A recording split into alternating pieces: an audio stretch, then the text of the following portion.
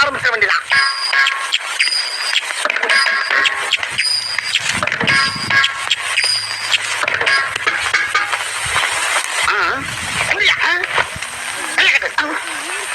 Voter owner யாரு? நான் தாங்க. வேற என்ன?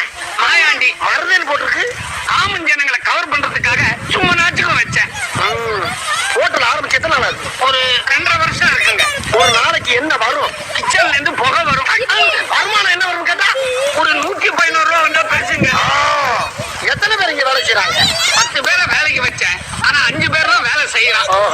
மிச்சம் 5 லீவ் போட்டுறாங்க.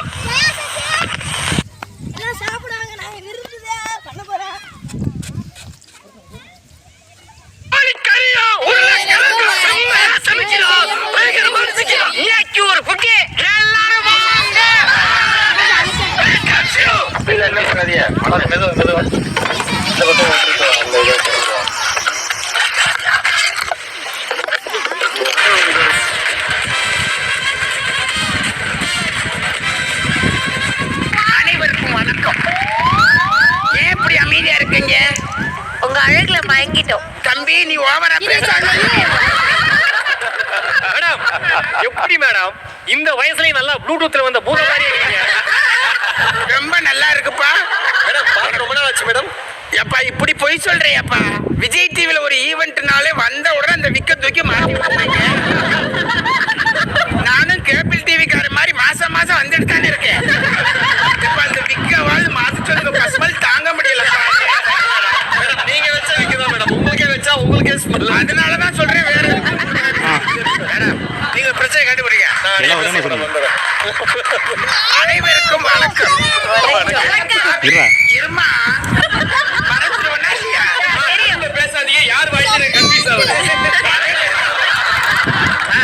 அனைவருக்கும் வணக்கம்.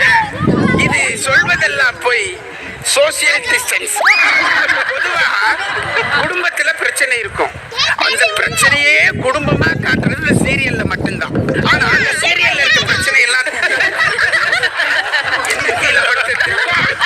ராஜாக்கள் மாளிகையும் காணாத இன்பமடா, நலுகால் மண்டபம் போ நாங்கள் கொண்ட சொந்தமடா.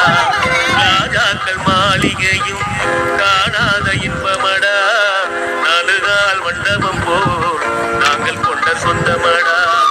ரோஜாவின் இதழ்களைப் போல் தீராத வாசமடா, ரோஜாவின் இதழ்களைப் போல் தீராத வாசமடா.